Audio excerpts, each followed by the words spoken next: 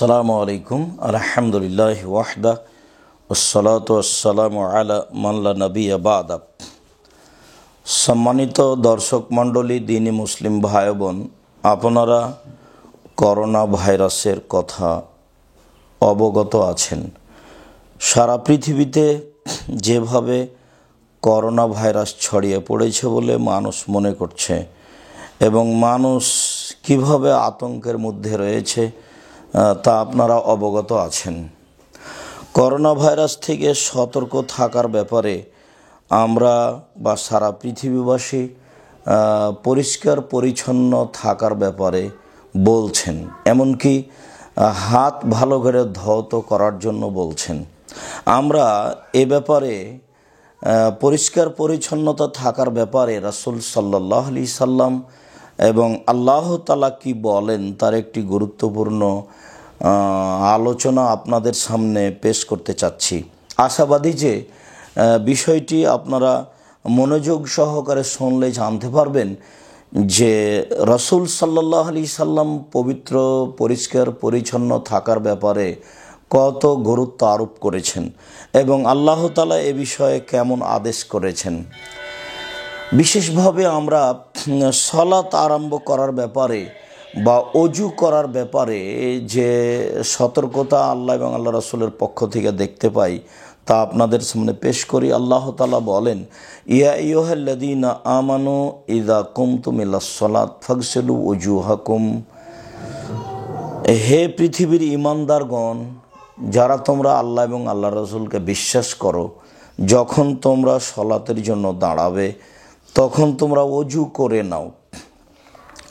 অজু বলতে তোমরা তোমাদের মুখমণ্ডলকে ভালোভাবে ধৌত করো আর তোমাদের দুই হাতকে কনুই পর্যন্ত ধৌত করো আর তোমাদের পা টাকনো পর্যন্ত ধৌত করো। সম্মানিত দর্শক মণ্ডলী, আল্লাহ তাআলা অত্র আয়াতে 4টি অঙ্গকে ধোয়ার জন্য আদেশ করেছেন। তার একটি অঙ্গ হচ্ছে মুখমণ্ডল। মুখমণ্ডল কিভাবে ধৌত করতে হবে তার বিস্তারিত বিবরণ রাসূল সাল্লাল্লাহু আলাইহি সাল্লাম দিয়েছেন। হাত কনুই পর্যন্ত ধৌত করতে হবে, এটা আল্লাহর আদেশ।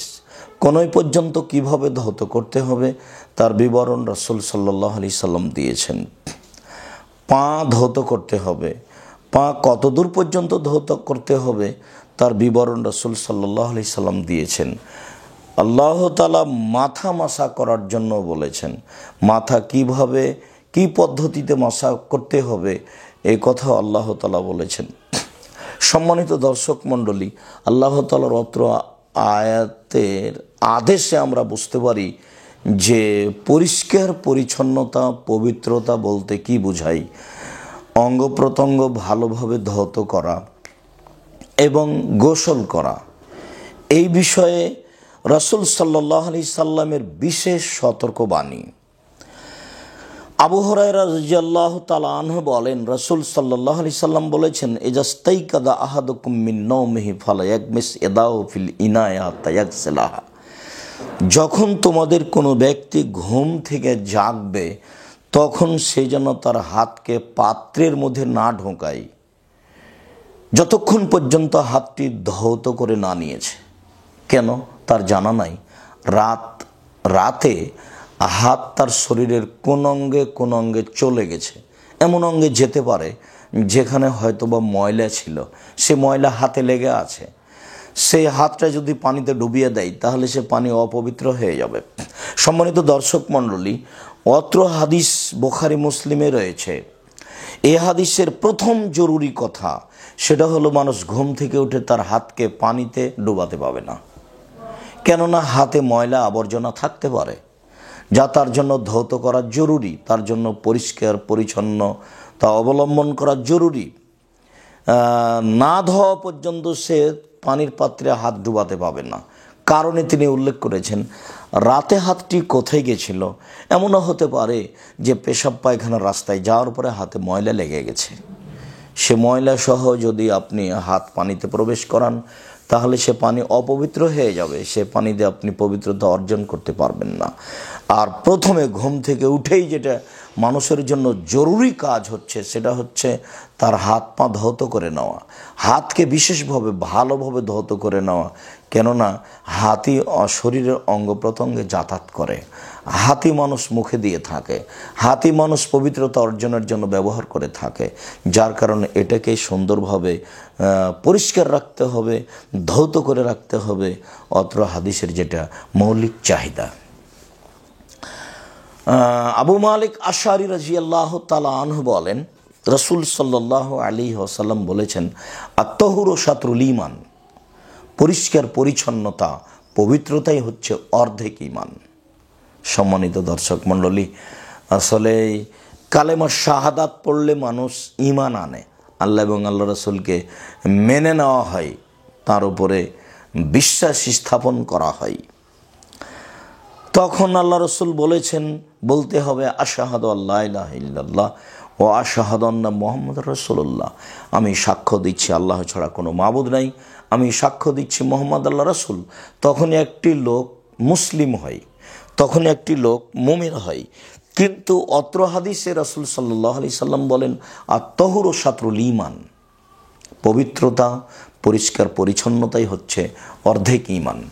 তাহলে আপনারা কি রাসূল সাল্লাল্লাহু আলাইহি সাল্লামের এই বক্তব্য বাক্যটি বিবেচনা হিসাব করে দেখেছেন তা কত গুরুত্বপূর্ণ?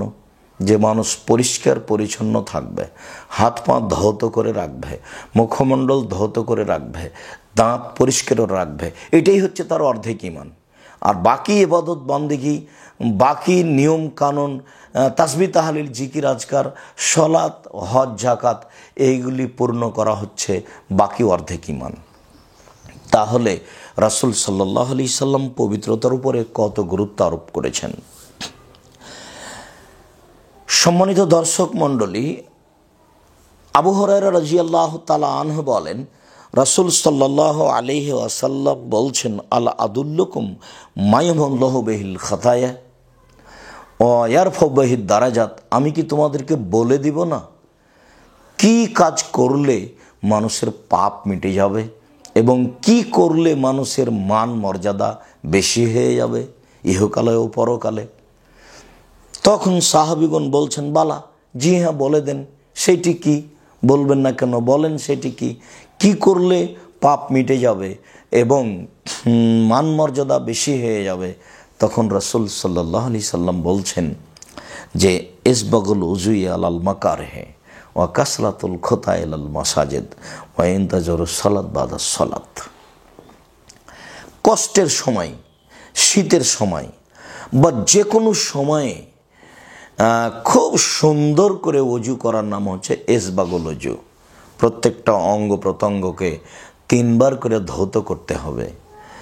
অজুর অঙ্গগুলিকে মানুষ যখন 3 বার করে পরিষ্কার করবে সুন্দর করে, তখন হবে সেটা ইসবাগুল উজু, মানে অতীব উত্তম অজু।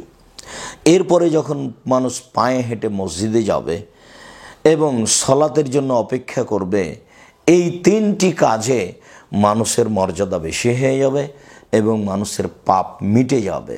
3টি কাজের একটি কাজ হচ্ছে সুন্দর করে অজু করা, সুন্দর করে অজুর অঙ্গগুলিকে ধৌত করা। সম্মানিত দর্শক মণ্ডলী, মানুষ যদি 5 ওয়াক্ত সালাত আদায় করার জন্য 24 ঘন্টায় সুন্দর করে তার অজুর অঙ্গগুলি ধৌত করে, তাহলে তার পরিষ্কার পরিচ্ছন্নতার জন্য আর কি লাগে, যেটাকে রাসূল সাল্লাল্লাহু আলাইহি সাল্লাম অর্ধেক ঈমান বললেন, যাতে মান মর্যাদা বেশি হয়ে যাবে। তার মানে এইভাবে মানুষ পবিত্র থাক, এটা আল্লাহর ঐকান্তিক মানুষের উপরে দাবি। মানুষ পবিত্র পরিষ্কার পরিচ্ছন্ন থাকতে পারে এই মাধ্যমে। রাসূল সাল্লাল্লাহু আলাইহি সাল্লাম বলেন, আবু হুরায়রা রাদিয়াল্লাহু তাআলা আনহুর বিবরণ, যে এজা তাওয়াদ্দাল আব্দুল মুসলিম আবিল মুমিন, যখন কোনো মুসলিম পুরুষ নারী, যখন কোনো মুমিন পুরুষ নারী অজু করে, ফাএজা গাসালা ওয়াজহাহু, অজু করতে গিয়ে তার মুখমণ্ডলকে ধৌত করে, খারাজা মিন ওয়াজহিহি কুল্লু খাতিয়াতিন নাজারা ইলাইহা বিআইনাইহি, তখন মুখমণ্ডল ধৌত করার কারণে চোখের মাধ্যমে যেসব পাপ হয়েছে সেসব পাপগুলি ধুয়ে যায়। মুছে যায়, ঝরে যায়। রাসূল সাল্লাল্লাহু আলাইহি সাল্লাম আরও বলেন, মা আল মায়ে মা আখেরি কাতরিল মায়ে, পানির ফোঁটার মাধ্যমে অথবা পানির শেষ ফোঁটা যেটা, শেষবারে যেটা ধোয়া হয়, তাতে তার অঙ্গ প্রত্যঙ্গ পরিষ্কার হয়ে যায় এবং সে পাপ থেকে মুক্ত হয়ে যায়, পাপও ঝরে যায়। অঙ্গ প্রত্যঙ্গ তো পরিষ্কার হয়ই, সে পাপ থেকেও মুক্ত হয়ে যায়, তার পাপ ঝরে যায়। রাসূল সাল্লাল্লাহু আলাইহি সাল্লাম পরের বাক্যে বলেন, ওয়াইজা গাসালা ইয়াদাইহে খারাজা মিন ইয়াদাইহে কুল্লু খাতিয়াতিন বাতাসাতহা ইয়াদাহু। মানুষ যখন তার দুই হাতকে ধৌত করে, তখন তার দুই হাতের মাধ্যমে যেসব পাপ হয়েছে সেসব পাপগুলি ঝরে যায়। হাত দুটি ধৌত করার মাধ্যমে যেভাবে পরিষ্কার পরিচ্ছন্ন হয়ে যায়, সেইভাবে হাত দুইটি পাপ থেকেও পরিষ্কার পরিচ্ছন্ন হয়ে যায়। তার হাতের পাপ ধৌত করার কারণে ঝরে যায়।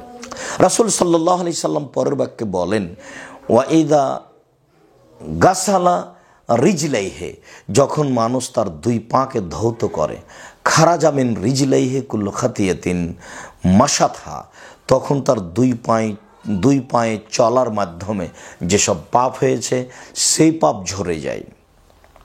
রাসূল সাল্লাল্লাহু আলাইহি সাল্লাম বলেন, মা আল মায়া মা আখির কাতরিল মায়ে, সেই পানির শেষ ফোঁটার সাথে অথবা ধৌত করার সাথে সাথে পানির মাধ্যমে তার পাপ তার শরীর থেকে ঝরে যায়। পরের বাক্যে তিনি বলেন, ওয়ায়াখরুজু মিনাল খাতিয়াতে নাকিয়ান মিনা জুনুবে ওয়ায়াখরুজু নাকিয়ান মিনা জুনুবে, লোকটি একেবারে পাপ থেকে পরিষ্কার হয়ে বের হয়ে আসে। সম্মানিত দর্শক মণ্ডলী, হাদিস তো বুখারী মুসলিম, তাতে আপনারা বুঝতে পারছেন মানুষ যখন সলাতের জন্য অজু করে, তার অজুর অঙ্গগুলি যখন ধৌত করে, তখন মানুষ কিভাবে পরিষ্কার পরিচ্ছন্ন হয় আর কিভাবে মানুষ পাপ মুক্ত হয়ে যায়। বিষয়টি নিয়ে আমরা আরও দেখতে পারি। রাসূল সাল্লাল্লাহু আলাইহি সাল্লাম বলেন, সালমান ফারসি রাদিয়াল্লাহু তাআলা আনহুর বিবরণ তিনি বলেন, নাহারা রাসূলুল্লাহ সাল্লাল্লাহু আলাইহি সাল্লাম আন নাস্তাকবিলাল কিবলা বিগায়াতিন আও বাউলিন। রাসূল সাল্লাল্লাহু আলাইহি সাল্লাম আমাদেরকে পেশাব করার সময় এবং পায়খানা করার সময় কেবলার দিকে মুখ করতে নিষেধ করেছেন। তিনি এ বাক্যের পরে আরও বলেন, আওয়ান নাস্তানজিয়া বিল ইয়ামিনে, ডান হাতে পবিত্রতা অর্জন করতে নিষেধ করেছেন। পবিত্রতা অর্জন করার জন্য যে মানুষ পানি ব্যবহার করে তার পেশাব পায়খানার অঙ্গে, তো এই পবিত্রতার সময় তার ডান হাত ব্যবহার করতে তিনি নিষেধ করছেন, কেননা ডান হাত খাওয়ার জন্য ব্যবহার হয়, আর বাম হাত অপবিত্র জিনিস বা নাপাক জিনিস পরিষ্কার পরিচ্ছন্নতা করার জন্য বাম হাত ব্যবহার করার ব্যাপারে রাসূল সাল্লাল্লাহু আলাইহি ওয়াসাল্লাম আদেশ করেছেন। সম্মানিত দর্শক মণ্ডলী, বিষয়টি কি বুঝতে পারছেন যে মানুষ যদি হাতে কিছু ময়লা লেগে থাকে, সেই ময়লা সহ যদি মুখে দেয়, খাদ্য খায়, তাহলে তার ময়লাটা তার জীবনীটা পেটের ভিতরে চলে যাবে। যার কারণে রাসূল সাল্লাল্লাহু আলাইহি সাল্লাম ডান হাতকে পবিত্র কাজের জন্য নির্ধারণ করলেন, আর বাম হাতকে অপবিত্র কিছু ময়লা মাটির জন্য নির্ধারণ করলেন। তো পেশাব পায়খানা থেকে পবিত্রতা অর্জন করার জন্য বাম হাত ব্যবহার করতে তিনি বলছেন, আর ডান হাত ব্যবহার করতে তিনি নিষেধ করছেন। আরও অবাক হবেন, তিনি বলছেন যে অন্নাস্তানজিয়া বে আকাল্লা সালাসাতা হাজারিন, পবিত্রতা অর্জন করার জন্য যদি পানি না থাকে তাহলে সে 3টি ঢেলের মাধ্যমে পবিত্রতা অর্জন করবে। তার মানে তাকে পানি দিয়েই পবিত্রতা অর্জন করতে হবে। যদি পানি না থাকে তখন তার পবিত্রতা অর্জন করার মাধ্যম কি? তখন রাসূল সাল্লাল্লাহু আলাইহি সাল্লাম তায়াম্মুমের কথা বলেছেন। পবিত্রতা অর্জন করতে হলে পেশাব পায়খানার পরে 3টি ঢেলের মাধ্যমে পবিত্রতা অর্জন করতে হবে।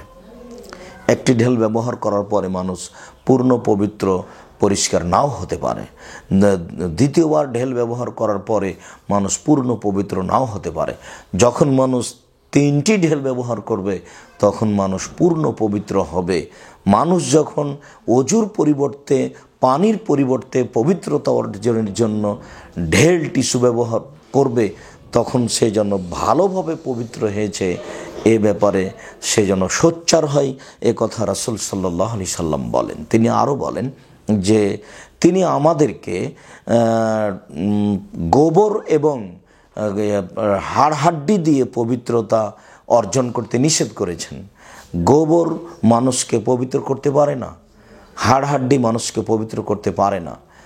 আর অন্য হাদিসে রাসূল সাল্লাল্লাহু আলাইহি সাল্লাম বলেছেন, গোবর এবং হাড়হাড্ডি জিনের খাদ্য, যার কারণে এক প্রাণীর খাদ্য আমরা পেশাব পায়খানা থেকে পবিত্রতা অর্জন করার জন্য ব্যবহার করব, তা হতে পারে না। সাথে সাথে এই দুইটি বস্তু মানুষকে পবিত্র করতে পারে না। কোন বস্তু দিয়ে মানুষ পবিত্রতা অর্জন করতে পারে আর কোন বস্তু দিয়ে মানুষ পবিত্রতা অর্জন করতে পারে না, এই কথাও রাসূল সাল্লাল্লাহু আলাইহি সাল্লাম বলেছেন। সম্মানিত দর্শক মণ্ডলী, বিষয়টি নিয়ে আমরা আরও দেখতে পারি যে আবু আইয়ুব আনসারী রাদিয়াল্লাহু তাআলা আনহু বলেন যে এই আয়াতটি অবতীর্ণ হয়। কোন আয়াতটি? আল্লাহ তাআলা বলেন, ফিহি রিজালুন আইয়ুহিব্বু ইয়াতাতাহহারুনা, ফিহি রিজালুন, সেখানে কতগুলি লোক রয়েছে যারা পবিত্রতাকে ভালোবাসে। আল্লাহ তাআলা পবিত্রতা অর্জনকারীকে ভালোবাসেন। আল্লাহ তাআলা বলেন সেখানে কতগুলি লোক রয়েছে যারা পবিত্রতা অর্জন করতে ভালোবাসে, আর আল্লাহ তাআলাও ভালোবাসেন ওইসব লোককে যারা পবিত্রতা অর্জন করে। অত্র আয়াতটি নাজেল হলে রাসূল সাল্লাল্লাহু আলাইহি সাল্লাম মদিনার কোবার মুসাল্লিদেরকে বলেন, তিনি বলেন, ইন্নাল্লাহা কাদ আসনাল্লাহু তাআলা ফি তুহুরিকুম ফামা তুহুরুকুম, নিশ্চয় আল্লাহ তাআলা তোমাদের পবিত্রতা অর্জনের ব্যাপারে প্রশংসা করেন। কি তোমরা পবিত্রতা অর্জন করো? যে পবিত্রতা অর্জনের কথা আল্লাহ তাআলা বলেন। কি তোমরা পবিত্রতা অর্জন করো? যেই পবিত্রতা অর্জনের প্রতি আল্লাহ তাআলা খুশি হয়ে তোমাদের ব্যাপারে কোরআন মাজিদ অবতীর্ণ করেন। তখন সাহাবীগণ বলছেন, আল্লাহর নবী, আমাদের পবিত্রতা হচ্ছে নাতাওয়াদ্দাউ লিস-সলাতে, আমরা সলাত আদায় করার জন্য ওযু করি। ওয়া নাগতাসিলু বিল জানাবাতে, আর যখন আমরা অপবিত্র হয়ে যাই স্বামী স্ত্রীর মিলনে পারিবারিকভাবে, তখন আমরা পানি দিয়ে গোসল করি। আমরা গোসল করার মাধ্যমে পবিত্রতা অর্জন করি। তারপরে তিনি বলছেন, রাসূল সাল্লাল্লাহু আলাইহি সাল্লাম তাদের কথা শুনে তারা আরও বলল যে আমরা পেশাব পায়খানা থেকে পবিত্রতা অর্জন করার সময় পানি দিয়ে পবিত্রতা অর্জন করি। তখন আল্লাহ রাসূল বলছেন, হ্যাঁ হ্যাঁ, এইটার কারণেই আল্লাহ তাআলা তোমাদের প্রশংসা করছেন। ফাআলাইকুমুহ, তোমরা এই কাজকে শক্তভাবে গ্রহণ করো। পবিত্রতা অর্জন করার জন্য তোমরা এই মাধ্যমকে মজবুতভাবে গ্রহণ করো। সম্মানিত দর্শক মণ্ডলী, অত্র হাদিসে রাসূল সাল্লাল্লাহু আলাইহি সাল্লাম তাদেরকে এইভাবে পবিত্রতা অর্জন করার জন্য জোরালোভাবে আদেশ করেন। যেই পবিত্রতার উপরে আল্লাহ তাআলা খুশি প্রকাশ করেছেন, যেই পবিত্রতার উপরে আল্লাহ তাআলা আয়াত অবতীর্ণ করেছেন, আমরা বুঝতে পারলাম যে তাদের ব্যাপারে আল্লাহ তাআলা খুশি হয়ে পবিত্র আয়াত অবতীর্ণ করান মাজিদে। সেটা কি? সেটা হচ্ছে সলাতের জন্য ওযু করা। সেটা কি? সেটা হচ্ছে অপবিত্র হয়ে গেলে পবিত্রতা অর্জন করার জন্য গোসল করা। সেটা কি? পেশাব পায়খানার পরে পানির মাধ্যমে পবিত্রতা অর্জন করা। যারা বলেছে যে পেশাব পায়খানার পরে আগে ঢেল ব্যবহার করতে হবে, তারপরে পানি ব্যবহার করতে হবে, আল্লাহ এই কারণে প্রশংসা করেছেন, কথাটি মিথ্যা। এর প্রমাণে হাদিস জাল। বরং এই হাদিসটি সহি, যে হাদিসের সরাসরি প্রমাণ হয়েছে যে 3টি কারণ। তার একটি কারণ হচ্ছে তারা পানির মাধ্যমে পবিত্রতা অর্জন করত পেশাব পায়খানার পরে। সম্মানিত দর্শক মণ্ডলী, আমরা বুঝতে পারছি বিষয়টি খুব সুন্দরভাবে। পবিত্রতার কথা বলতে গিয়ে আপনাদেরকে আরও একটি গুরুত্বপূর্ণ কথা বলি, মিসওয়াক। রাসূল সাল্লাল্লাহু আলাইহি সাল্লাম মিসওয়াকের ব্যাপারে কি বলেন? আবু হুরায়রা রাদিয়াল্লাহু তাআলা আনহু বলেন, রাসূল সাল্লাল্লাহু আলাইহি ওয়াসাল্লাম বলছেন, লাউলা আশুক্কা আলা উম্মতি লামারতুম বিতাখিরিল ইশায়ে ওয়াসসিওয়াক ইনদা কুল্লি সলাতিন। আমি যদি আমার উম্মতের উপরে ভারী না মনে করতাম, তাহলে আমি প্রত্যেক সলাতের সময় মেসওয়াক করার জন্য আদেশ করে দিতাম, আর এশার সলাতটা দেরি করে আদায় করার জন্য আদেশ করতাম। হাদিস বুখারী মুসলিম, মানে সন্দেহের কোনো সুযোগ নেই। সম্মানিত দর্শক মণ্ডলী, অত্র হাদিসে রাসূল সাল্লাল্লাহু আলাইহি সাল্লাম 5 ওয়াক্ত সলাতের সময় মেশাক করার জন্য বলেছেন, এটা ধরে নিতে হবে। তার মানে তিনি বলছেন যে আমি ভারী না মনে করলে আদেশ করতাম। তাহলে মানুষের জন্য উচিত যে প্রত্যেক সলাতের সময় মেশাক করে দাঁত পরিষ্কার করবে। দাঁতে জীবাণু হয়, দাঁতে ময়লা থাকে, দাঁতে খাদ্য লেগে থাকে।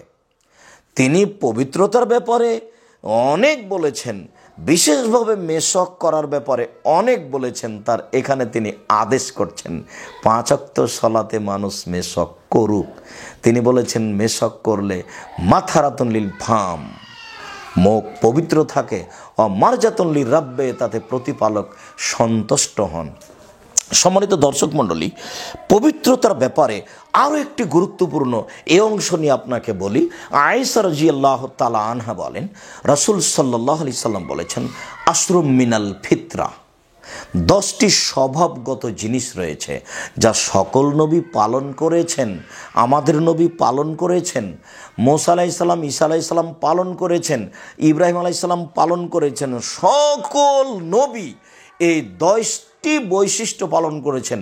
প্রত্যেকটা মানুষের জন্য পবিত্রতা অর্জন করার উদ্দেশ্যে এই 10টি পবিত্রতা অর্জন করা জরুরি। তার একটি হচ্ছে আল এভাউল লোহা, দাড়ি বড় করতে হবে। পবিত্রতার জন্য এটা একটা জরুরি। জি, এটাই ঠিক, দাড়ি মানুষের বড় থাকবে। মানুষ বৈশিষ্ট্যগতভাবে তখনই উত্তম পথ অবলম্বন করবে যখন সে দাড়ি কাটবে না, চাঁচবে না, ছোট করবে না, আর অজু করার পরিষ্কার পরিচ্ছন্ন রাখবে। আর অজু করার সময় আরও এক থাবা পানি দাড়িতে দিয়ে দাড়ি পরিষ্কার করবে। তিনি বৈশিষ্ট্য হিসাবে আরও বলেন যে অকাসু সারেব, মোচ কেটে ফেলতে হবে। সম্মানিত দর্শক মণ্ডলী, মোচ কেটে ফেলতে হবে, মোচ চেঁচে ফেলতে হবে না। এটা পুরুষের পরিচয়। মোচ বড় থাকলে তাতে মানুষের শরীরের ক্ষতি আছে। আপনাকে আমি বোঝাতে অক্ষম যে রাসূল সাল্লাল্লাহু আলাইহি সাল্লাম এখানে কী বললেন। মোচ ছোট রাখতে হবে, মোচ বড় রাখা যাবে না। তাতে অনেক জীবাণু থাকতে পারে যেগুলো খাওয়ার সময় ভিতরে চলে যেতে পারে। তারপরে তিনি বলেন ও ইস্তিনজাউল মায়ে, ও ইস্তিনশাকুল মায়ে, ও ইন্তেকাসুল মায়ে। ইস্তিনশাক মানে পানি নাকে দিয়ে নাক ঝাড়তে হবে। অন্য সময় রাসূল সাল্লাল্লাহু আলাইহি সাল্লাম বলেছেন পবিত্রতা অর্জন করার জন্য যখন মানুষ অজু করা আরম্ভ করবে তখন নাকে পানি দিয়ে নাকটা ঝাড়বে। কেন? নাকে শয়তান বসবাস করে। ভেবেছেন আপনি পৃথিবীর কোনো ধর্মে এই কথা আছে? দেখেছেন আপনি রাসূল সাল্লাল্লাহু আলাইহি সাল্লাম পবিত্রতার ব্যাপারে কি বলছেন? যে নাকে শয়তান বসবাস করে, তার একটা জীবাণু আছে, তার একটা ক্ষতি আছে। মানুষ নাকে পানি দিয়ে নাকটাকে ঝাড়বে। মানুষের 10টি বৈশিষ্ট্য যা পৃথিবীর সকল মানুষকে অবলম্বন করতে হবে, যা নবীগণের বৈশিষ্ট্য। তার একটি হচ্ছে অজু করার সময় নাকে পানিতে নাক ঝাড়তে হবে। 10টি বৈশিষ্ট্যের একটি বৈশিষ্ট্য হচ্ছে ইন্তেকাসুল মা, পেশাব পায়খানা থেকে উঠার পরে পানি ব্যবহার করতে হবে, যেটাকে আমরা ইস্তেঞ্জা বলি। আরেকটি বৈশিষ্ট্য হচ্ছে মাজমাজা, কুলি করতে হবে। অজু করার সময়তে খাওয়া দাওয়ার পরে ভালো করে কুলি করতে হবে, যাতে করে কোনো খাদ্য পানি মুখের ভিতরে, দাঁতের ভিতরে লেগে না থাকে। সেটা তার মুখকে, তার দাঁতকে অপবিত্র করে তুলবে, তার জন্য ক্ষতিকারক হয়ে যাবে। তার জন্য তিনি কুলি করার জন্য বলছেন। সম্মানিত দর্শক মণ্ডলী, রাসূল সাল্লাল্লাহু আলাইহি সাল্লাম যেভাবে বলেন তাতে 10টি বৈশিষ্ট্যের একটি বলেন যে কাসুল আজফারের নখ কেটে ফেলতে হবে। সম্মানিত দিনী ভাই বোন, ভেবেছেন নখ বড় থাকলে নখের ভিতরে ময়লা থাকবে, আর নখের ভিতরে যদি ময়লা থাকে তো খাওয়ার সময়তে সে ময়লা ভিতরে চলে যেতে পারে এবং শরীরে জীবাণু তৈরি করার জন্য, ব্যাধি হওয়ার জন্য এটাই যথেষ্ট। কেন তিনি নখ কাটতে বললেন? অবশ্যই নখ বড় হলে কোনো ক্ষতি আছে। পবিত্রতা কেমন দেখেছেন ইসলাম ধর্মে? নখ কেটে ফেলার জন্য তিনি আদেশ করলেন। তিনি বললেন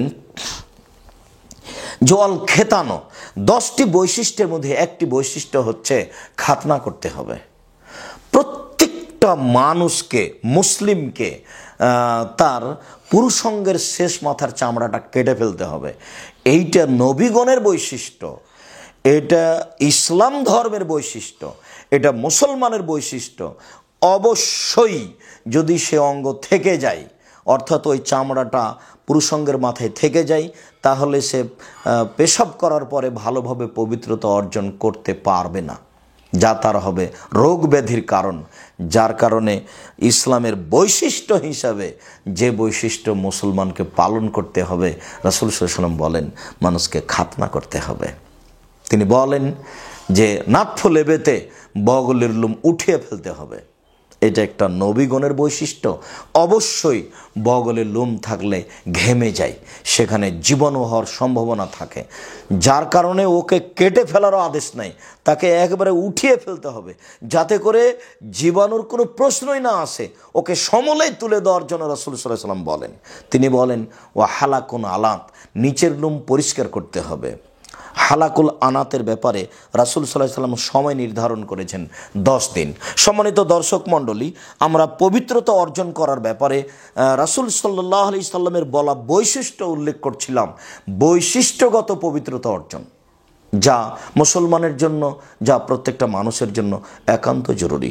সম্মানিত দর্শক মণ্ডলী, দিনী মুসলিম ভাই বোন, আমরা বিষয়গুলি লক্ষ্য করে পবিত্রতা অর্জন করার জন্য অনুরোধ জানাচ্ছি। আমরা পবিত্রতা অর্জনের ব্যাপারে রাসূল সাল্লাল্লাহু আলাইহি সাল্লামের আরও কথা লক্ষ্য করি। আবু হুরায়রা রাদিয়াল্লাহু তাআলা আনহু বলেন, রাসূল সাল্লাল্লাহু আলাইহি সাল্লাম বলেছেন, এজা জালাসা আহাদুকুম বাইনা শুআবিহাল আরবায়ে সুম্মা জাহাদাহা ফাকাদ আজাবাল গোসল ওয়াইনলাম ইউনজেল। মানুষ যদি তার পারিবারিক জীবনে স্ত্রী মিলনে যায় এবং এই বিষয়ে সে চেষ্টা প্রচেষ্টা করে, তাহলে তার জন্য গোসল অজেব হয়ে যাবে, বীর্য নির্গত না হলেও। হাদিস বুখারী মুসলিম। সম্মানিত দর্শক মণ্ডলী, অত্র হাদিসের হুকুমটা কি আপনারা বুঝতে পারছেন? যে মানুষ পারিবারিক জীবনে গেলেই, তারা মিলনে লিপ্ত হলেই তাদেরকে গোসল করতে হবে। তাহলে কেন তিনি এই আদেশ জোরালোভাবে করছেন? অবশ্যই এই সময়ে শরীরের মধ্যে কিছু ঘটে, লোমের মাধ্যমে কোনো অপবিত্রতা বা ঘাম বের হয়ে আসে, যেইটাতে যতক্ষণ পর্যন্ত মানুষ গোসল না করবে ততক্ষণ পর্যন্ত মানুষ সুন্দরভাবে পবিত্র হওয়ার জন্য কোনো পথ অবলম্বন করতে পারবে না। একমাত্র গোসল করার মাধ্যমেই মানুষ পবিত্রতা অর্জন করতে পারে, যা অত্র হাদিসে বোঝা যায়। মানুষ পরিষ্কার পরিচ্ছন্ন পবিত্র থাকবে, রাসূল সাল্লাল্লাহু আলাইহি সাল্লাম এই বিষয়ে এখানে এইভাবে বলেন। সম্মানিত দর্শক মণ্ডলী, আরও আপনারা অবগত হলে অবাক হবেন। আয়েশা রাদিয়াল্লাহু তাআলা আনহা বলেন, কানা নবী সাল্লাল্লাহু আলাইহি ওয়াসাল্লাম, রাসূল সাল্লাল্লাহু আলাইহি সাল্লামের গতি ছিল যখনই তিনি অপবিত্রতা থেকে গোসল করতেন, ইয়াতাওয়াজ্জাউ কামা ইয়াতাওয়াজ্জাউ লিস-সালাত, তিনি ওযু করতেন সালাতের ওযুর মতো। তার মানে ফরজ গোসলের জন্য তিনি ওযু করছেন, আবার ওযু করছেন সালাত আদায়ের জন্য, যেমন ওযু করেন। সালাত আদায়ের জন্য যেমন মুখমণ্ডলকে প্রথমে ধৌত করেন, নাকে পানি দেন, মুখে পানি দেন, 3 বার করে দেন, নাকে পানি দিয়ে নাক ঝাড়া দেন, মুখে পানি দিয়ে গড়গড় করে ভালো করে কুলি করেন, এরপরে হাত ধৌত করেন, তারপরে পা ধৌত করেন, মাথা মাসা করেন। বিবরণে বোঝা যাচ্ছে যে ফরজ গোসলের বিষয়টি আরও গুরুত্বপূর্ণ। ওযু করার মাধ্যমে তাকে পবিত্রতা অর্জন করতে হয়, তারপরে গোসলের মাধ্যমে পবিত্রতা অর্জন করতে হয়। আমাদের অবগতিতে একেবারেই পৃথিবীর শুরু থেকে নিয়ে আজ অবধি মুসলিম ছাড়া অন্য কোনো জাতির মাঝে পবিত্রতা অর্জনের জন্য এমন বিধান রয়েছে তা আমাদের জানা নাই, যে বিধান মুহাম্মদ সাল্লাল্লাহু আলাইহি সাল্লাম আমাদেরকে দিয়ে গেছেন। সম্মানিত দর্শক মণ্ডলী, আমরা যদি রাসূল সাল্লাল্লাহু আলাইহি সাল্লামের বিধানকে বিশেষভাবে চলার জীবনে, বেঁচে থাকার জীবনে, পারিবারিক জীবনে নিয়ে আসি, তাহলে নতুনভাবে পবিত্রতা অর্জন করার জন্য কোনো চিন্তা ভাবনা করতে হবে না। আয়েশা রাদিয়াল্লাহু তাআলা আনহা বলেন, কানান নবী সাল্লাল্লাহু আলাইহি ওয়াসাল্লাম জুনুবান, যখন আল্লাহ রাসূল অপবিত্র হতেন, সুমারা দা ইয়াকুলা আও এনামো, যখন রাসূল সাল্লাল্লাহু আলাইহি সাল্লাম খাওয়ার ইচ্ছা করতেন বা ঘুমিয়ে যাওয়ার ইচ্ছা করতেন, অপবিত্র হওয়ার পরে তিনি খেতে চাচ্ছেন, তিনি ঘুমাতে চাচ্ছেন।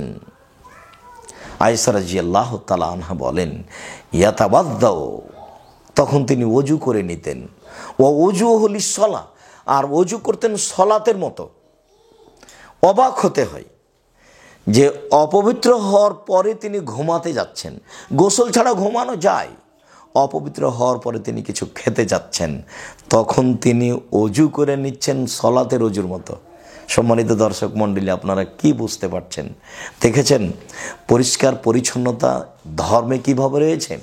ইসলাম ধর্মের পরিষ্কার পরিচ্ছন্নতা দেখলে, জানলে, বুঝলে অবাক হতে হয়। আমরা এ বিষয়ে বিস্তারিত বিবরণ পেশ করেছি আদর্শ পরিবার বইটিতে। আদর্শ পরিবার বইটিতে আমি মনে করি দেশের বাঙালি মুসলিম ভাই বোনকে শতবার পড়া উচিত, তাহলে তার জীবন সুন্দর হয়ে যাবে। চলাফেরার ব্যাপারে, বেঁচে থাকার ব্যাপারে, পরিষ্কার পরিচ্ছন্ন থাকার ব্যাপারে। রাসূল সাল্লাল্লাহু আলাইহি সাল্লাম গোসল না করে খাওয়ার যদি প্রয়োজন হয় বা ঘুমানোর যদি প্রয়োজন হয়, তাহলে তাকে সলাতের মতো ওযু করে ঘুমাতে হবে। তার মানে তার হাতকে ভালো করে পরিষ্কার করে নিতে হবে, পাকে ভালো করে পরিষ্কার করে নিতে হবে, মুখমণ্ডলকে ভালো করে পরিষ্কার করে নিতে হবে, মাথা মাসা করে নেবে, তখন সে পবিত্র হয়ে গেল। সম্মানিত দর্শক মণ্ডলী, আমরা পবিত্রতার ব্যাপারে আরও অবগত হতে পারি। যেসব মহিলারা ঋতুবতী হয় বা রক্তজনিত রোগের মধ্যে পতিত হয়, তখন তাদের একটা পবিত্রতা অর্জন করার বিধান দেখেন। ঋতুবতী হলে সাধারণত তারা অপবিত্র থাকে, সবসময় রক্ত আসতে থাকে, তারা বিভিন্নভাবে কষ্টের মধ্যেই দিন কাটায় বলে আমরা অবগত। এইখান থেকে পবিত্র হওয়ার ব্যাপারে দেখেন রাসূল সাল্লাল্লাহু আলাইহি সাল্লামের বিধান। রাসূল সাল্লাল্লাহু আলাইহি সাল্লাম বলছেন, তাদাউ সলাতা, তারা সলাত ছেড়ে দিবে, ফি আকরায়েহা, তার এই ঋতু সময়কালীন, আল্লাতী তাহিজু ফিহা, যে সময়ে সে ঋতুবতী থাকে, এই সময়ে সে সলাত ছেড়ে দিবে।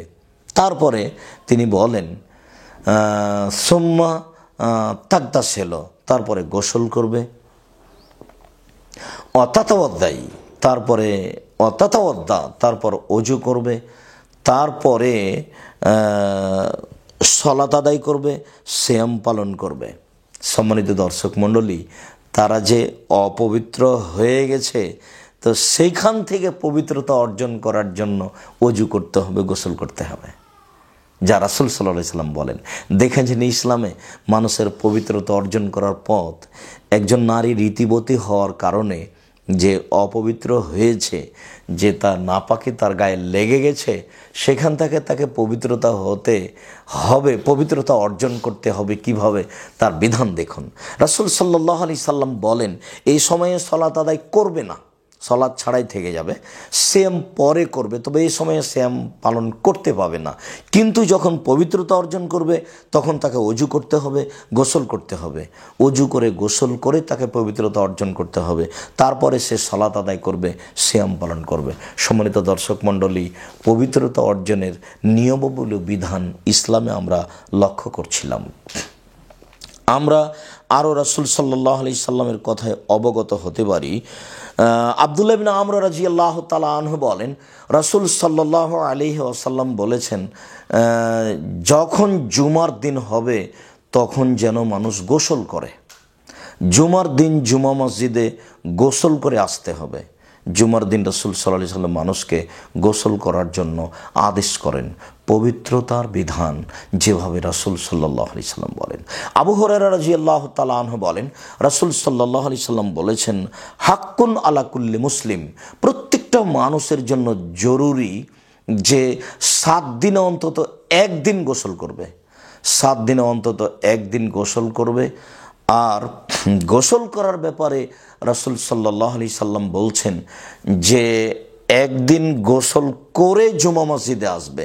কারণে উল্লেখ হয়েছে যে মানুষ কাজ করে, পরিশ্রম করে, তখন মানুষের শরীর ঘেমে যায়, তাতে দুর্গন্ধ আসে, আর একজন পাশে মুসল্লি থাকলে তার জন্য অসুবিধা হবে, যার কারণে রাসূল সাল্লাল্লাহু আলাইহি সাল্লাম জুমার দিন গোসল করার জন্য আদেশ করেন। পবিত্রতার বিধান, আপনারা আরও অবাক হবেন। পবিত্রতার বিধানে রাসূল সাল্লাল্লাহু আলাইহি সাল্লাম বলেন, লোবাবা বিনতে হারিস রাদিয়াল্লাহু তাআলা আনহা বলেন যে হোসাইন রাদিয়াল্লাহু তাআলা আনহু রাসূল সাল্লাল্লাহু আলাইহি সাল্লামের কোলে বসেছিল, ফাবালা আলা সিয়াবিহি, এই বাচ্চা রাসূল সাল্লাল্লাহু আলাইহি সাল্লামের কাপড়ের উপরে পেশাব করে দিল। তখন আমি আল্লাহ রাসূলকে বললাম যে তিনি এদারাক, রাসূল সাল্লাল্লাহু আলাইহি সাল্লাম আপনি আপনার এই কাপড়টা দেন, ও আলবিস সাওবান, আপনি অন্য কাপড় পরিধান করেন, আনাগসেলাহু, আমি ওই কাপড়টা ধুয়ে দিতে চাচ্ছি। তখন রাসূল সাল্লাল্লাহু আলাইহি সাল্লাম বললেন, ইন্নামা ইউগসালু মিন বাউলিল উনসা ও ইউতারাশাহু মিন বাউলিল গোলাম, যদি মেয়ের পেশাব হয় তাহলে তা ধৌত করতে হয়, আর যদি ছেলের পেশাব হয় তাহলে তা ধৌত করতে হয় না। সম্মানিত দর্শক মণ্ডলী, আমরা অত্র বুখারী মুসলিমের হাদিসে খুব ভালোভাবে অবগত হতে পারি যে মেয়েদের পেশাব জন্মের পর থেকে নিয়ে তাদের মরা পর্যন্ত তাদের পেশাব সবসময় অপবিত্র। কাপড়ে লেগে গেলে তা ধৌত করতে হবে। যখন বাচ্চা খাদ্য খাবে তখন সে পেশাব ধৌত করতে হবে।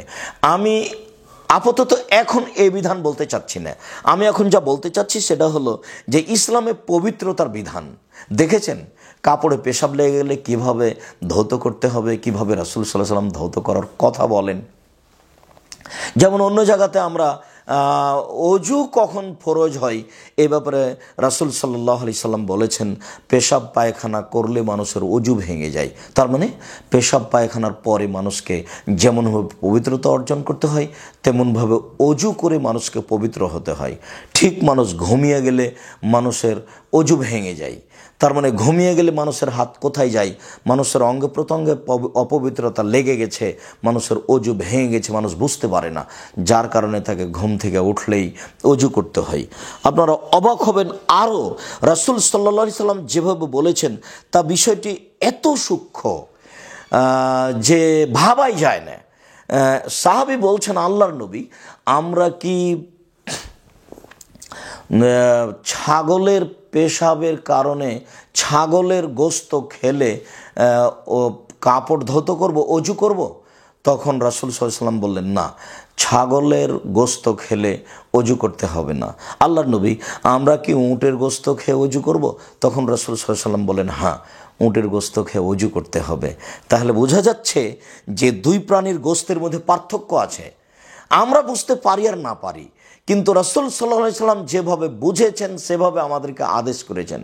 অবশ্যই উটের গোশতে এমন কিছু রয়েছে যা অজু করলেই সেটা পবিত্র হবে, তাছাড়া হবে না। রাসূল সাল্লাল্লাহু আলাইহি সাল্লাম এভাবে আদেশ করলেন কেন? ঠিক তেমনি তিনি দুধ পান করলে কুলি করার জন্য বলেছেন। দুধ পান করলে মুখে এমন কিছু লেগে যাবে যেটা পানি দিয়ে কুলি না করলে মুখটা পবিত্র হবে না। একটু দুধ পান করার পরে কুলি করে মুখটা পবিত্র করার জন্য রাসূল সাল্লাল্লাহু আলাইহি সাল্লাম বলেন। আপনি কি ভাবতে পারেন ইসলামের সূক্ষ্ম বিষয়গুলি? এবং রাসূল সাল্লাল্লাহু আলাইহি সাল্লাম পবিত্রতার ব্যাপারে কত সতর্ক সাবধান ছিলেন, জাতিকে তিনি কত সতর্ক করে গেছেন। এক ঢোক দুধ মুখে দিলে তা কুলি করে তা মুখটা পবিত্র করতে হবে, ঘুমিয়ে গেলে অজু করে পবিত্রতা অর্জন করতে হবে, পেশাব পায়খানা করে আসলে পানি দিয়ে পবিত্রতা অর্জন করার পরে হাতটাকে মাটি দিয়ে মাজতে হবে। অবাক হতে হয়, আপনি ভেবেছেন ইসলামের পবিত্রতার বিষয়টি? পেশাব পায়খানা থেকে এসে আগে হাত দিয়ে মাটি দিয়ে হাতটাকে মাজতে হবে, তারপরে পানি দিয়ে ধৌত করতে হবে। ঠিক তিনি ফরজ গোসলের ব্যাপারে এ কথাই বলেছেন। মানুষ ফরজ গোসল করার সময়তে অজু করবে সলাতের অজুর মতোই, তখনও তার ওই বিশেষ অঙ্গগুলি ধৌত করে নেওয়ার পরে হাতটা সাবান দিয়ে বা মাটি দিয়ে মেজে পরিষ্কার করার পরে ওযু করবে। আমরা তো জাতিকে বুঝাতে অক্ষম যে পবিত্রতার ব্যাপারে রাসূল সাল্লাল্লাহু আলাইহি ওয়াসাল্লাম কত সতর্ক। আবু হুরায়রা রাদিয়াল্লাহু তাআলা আনহু বলেন, রাসূল সাল্লাল্লাহু আলাইহি ওয়াসাল্লাম বলেছেন, ইযা আকালা ফি ইনায়ে আহাদিকুমুল কালব, যদি তোমাদের কোনো পাত্রে কুকুরে মুখ দিয়ে দেয় বা কোনো পাত্র থেকে কুকুর কিছু খেয়ে নেয়, ফালইয়াগসিলহু সাবা মাররা, রাসূল সাল্লাল্লাহু আলাইহি সাল্লাম সেই পাত্রটাকে 7 বার ধৌত করার জন্য আদেশ করেন। তিনি বলেন, প্রথমবার মাটি দিয়ে ধৌত করতে হবে অথবা শেষবার মাটি দিয়ে ধৌত করতে হবে, 7 বারের সপ্তমবার অথবা 7 বারের প্রথমবার মাটি দিয়ে মেজে ধৌত করতে হবে। সম্মানিত দর্শক মণ্ডলী, আমরা অবগত হতে পারি যে কুকুরের লালা কত জীবাণুপূর্ণ, যা 7 বার ধৌত করার জন্য তিনি আদেশ করেন। এর কি ক্ষতি তা তিনি ভালোভাবে বুঝেন। কুকুর পেশাব করলে 7 বার ধৌত করতে হবে এ কথা তিনি বলেননি, কিন্তু তার লালা পাত্রে লেগে গেলে তা 7 বার ধৌত করার জন্য তিনি আদেশ করেন। জাতিকে বোঝাতে আমরা কি সক্ষম যে রাসূল সাল্লাল্লাহু আলাইহি সাল্লাম পবিত্র থাকার ব্যাপারে কত সচেতন ছিলেন এবং জাতিকে কত সচেতন থাকার জন্য বলে গেছেন। একটা কুকুর যদি পাত্রে মুখ দেয় তাহলে তাকে 7 বার ধৌত করতে হবে এবং 1 বার মাটি দিয়ে মাজতে হবে। পবিত্রতার বিষয় সম্মানিত দর্শক মণ্ডলী, রাসূল সাল্লাল্লাহু আলাইহি সাল্লামের কথাতে আমরা আবার অবগত হই। উম্মু আতিয়া রাদিয়াল্লাহু তাআলা আনহা বলেন যে, কুন্না নাগসিলু ইবনাতা রাসূলিল্লাহ সাল্লাল্লাহু আলাইহি সাল্লাম, আমরা রাসূলের মেয়েকে গোসল দেওয়াচ্ছিলাম। আল্লাহ রাসূলের মেয়ে মারা গেছেন, জায়নাব, তাকে আমরা গোসল দিচ্ছি। তখন রাসূল সাল্লাল্লাহু আলাইহি সাল্লাম আমাদের পাশে এসে বললেন, শোনো, ইগসিল নিহা সালাসা আও খামসা আও সাবা, তোমরা একে 3 বার গোসল দাও অথবা 5 বার গোসল দাও অথবা 7 বার গোসল দাও, 1 বার কাফুর মিশিয়ে দিও। তারপরে তিনি বলছেন, অবদানা বে মায়ামিনহা অমিন মাওয়াজিল ওযু মিনহা, গোসল শুরু করো তার ডান দিক হতে, গোসল শুরু করো তার অজুর অঙ্গ হতে। মানে একজন মরা মানুষকে গোসল দেওয়ার পূর্বে তাকে অজু দিয়ে নিতে হবে, তারপরে তাকে গোসল দিতে হবে, তারপরে তার কাফন দাফন জানাজা। পবিত্রতার বিধান পৃথিবীর মানুষ বুঝে। রাসূল সাল্লাল্লাহু আলাইহি সাল্লাম কত স্থানে কিভাবে পবিত্রতার কথা বলেছেন। একটা মানুষ মারা গেলে তাকে ওযু দিয়ে গোসল দিতে হবে এবং গোসল 1 বার নয়, 3 বার, 5 বার, 7 বার, যাতে করে পরিষ্কারের ব্যাপারে কোনো সন্দেহ না থাকে, পরিচ্ছন্নতার ব্যাপারে কোনো সন্দেহ না থাকে। একটা লোক দুনিয়া থেকে চলে গেছে, তাকে এখন মাটিতে রেখে দেওয়া হবে, তারপরেও তার পরিষ্কার পরিচ্ছন্নতার বিধান এত কড়া, এত কঠোর। শুধু তাই নয়, রাসূল সাল্লাল্লাহু আলাইহি সাল্লাম বলেন যে, মান গাসালা মাইতান ফাল এগসেল, যে ব্যক্তি মৃত ব্যক্তিকে গোসল দিবে সেও যেন গোসল করে। তাকে ওযু করতে হবে, গোসল করতে হবে। একজন মৃত ব্যক্তিকে যে ব্যক্তি গোসল দিচ্ছে তাকে গোসল করার জন্য রাসূল সাল্লাল্লাহু আলাইহি সাল্লাম আদেশ করেন, তাকে ওযু করার জন্য রাসূল সাল্লাল্লাহু আলাইহি সাল্লাম আদেশ করেন। সম্মানিত দর্শক মণ্ডলী, রাসূল সাল্লাল্লাহু আলাইহি সাল্লাম পবিত্রতা অর্জনের ব্যাপারে কত দিক উল্লেখ করেছেন। দেখেন, তিনি বলছেন, এজা আমসাইতুম, যখন তোমরা সন্ধ্যা করবে, কুফু সিবিয়ানাকুম, তোমরা তোমাদের বাচ্চাকে আটকিয়ে রাখো, তোমরা বাড়ির আঙিনে যেতে দিও না, ছাদের উপরে যেতে দিও না, বাড়ির বাইরে যেতে দিও না। কেন? এই সময়ে শয়তান ছড়িয়ে পড়েছে, ওই সময়ে শয়তান বাচ্চার ক্ষতি করতে পারে। তারপরে তিনি বলছেন যে, অথেও সেরাজা, রাতে শুইতে গেলে তোমরা ল্যাম্প নিভিয়ে দাও, বাতি অফ করে দাও। কেননা রাতে কতগুলি শয়তান বা রাতে কতগুলি ফাঁসে কি প্রাণী বের হয়, যেগুলো ওই প্রাণী বের হয়ে আপনার ওই ল্যাম্পর বাতিকে এখানে সেখানে টেনে নিয়ে গিয়ে বাড়ির বিভিন্ন জায়গায় জ্বালিয়ে দিতে পারে। আরও কল্যাণ রয়েছে যেটা আমরা জানি না। রাসূল সাল্লাল্লাহু আলাইহি ওয়াসাল্লাম রাতে ল্যাম্প নিভিয়ে বাতি নিভিয়ে ঘুমানোর জন্য আদেশ করেন। তারপরে তিনি বলেন, অকুকেরা বাকম, তোমরা তোমাদের খাদ্যের পাতিল, তরকারির পাতিল ঢেকে রাখো। কেন? রাতে এমন কতগুলি বালা মুসিবত চলে যা মানুষ জানে না ও বুঝে না। যদি কোনো খাদ্য, কোনো পানি, কোনো কিছু এরকম খোলা থাকে, তাহলে ওই জীবাণু তাতে ঢুকে যাবে। সকালে যদি সেটা কেউ খায় তাহলে তার অসুখ বিসুখ হবে। যার কারণে রাসূল সাল্লাল্লাহু আলাইহি সাল্লাম সব খাদ্যদ্রব্যাদির পাত্রকে ঢাকতে বলেছেন। ঢাকার সময় তিনি বিসমিল্লাহ বলার জন্য আদেশ করেছেন। সম্মানিত দর্শক মণ্ডলী, পবিত্রতার বিষয়টি আপনারা বুঝতে পারছেন যে রাতে একটা খাদ্যদ্রব্যের পাত্রকে ঢেকে রাখতে বলছেন। কেন? সেখানে বালা মুসিবত এসে ঢুকে যেতে পারে। পবিত্রতা কিভাবে অবলম্বন করতে হবে দেখেছেন। আরও তিনি বলছেন যে গল্লিকুল আবওয়াব ওয়াজকুরুল্লাহ, তোমরা দরজা বন্ধ করো, জ্বালানা বন্ধ করো, বন্ধ করে রাতে শও। সেখান দিয়ে বালা মুসিবত আসতে পারে, ক্ষতি আসতে পারে। মানুষের পবিত্রতার জন্য, জীবিকা নির্বাহের সতর্কতার জন্য রাসূল সাল্লাল্লাহু আলাইহি ওয়াসাল্লাম এভাবে বলেছেন। হাদিসগুলি বুখারী মুসলিম। সম্মানিত দর্শক মণ্ডলী, আমরা আজকের বিবরণে সংক্ষিপ্তভাবে আপনাদেরকে পেশ করছিলাম, শোনাচ্ছিলাম যে রাসূল সাল্লাল্লাহু আলাইহি ওয়াসাল্লামের পরিষ্কার পরিচ্ছন্নতার বিধান কেমন, পবিত্র থাকার বিধান কেমন। আমরা বিষয়টি সংক্ষিপ্তভাবে পেশ করে ধারাবাহিকভাবে সময়ের গতিতে আমরা পেশ করব ইনশাআল্লাহ। সম্মানিত দর্শক মণ্ডলী, আজকে আমরা বুঝতে পারলাম পবিত্রতার বিধান বিভিন্ন স্থানে, বিভিন্ন পর্যায়ে ইসলামে কিভাবে পবিত্রতা রয়েছে। সারা পৃথিবীর মানুষকে তো আমি মনে করি তারা ইসলাম ধর্ম মানুক এবং ইসলাম ধর্মের পদ্ধতিতে জীবিকা নির্বাহ করুক।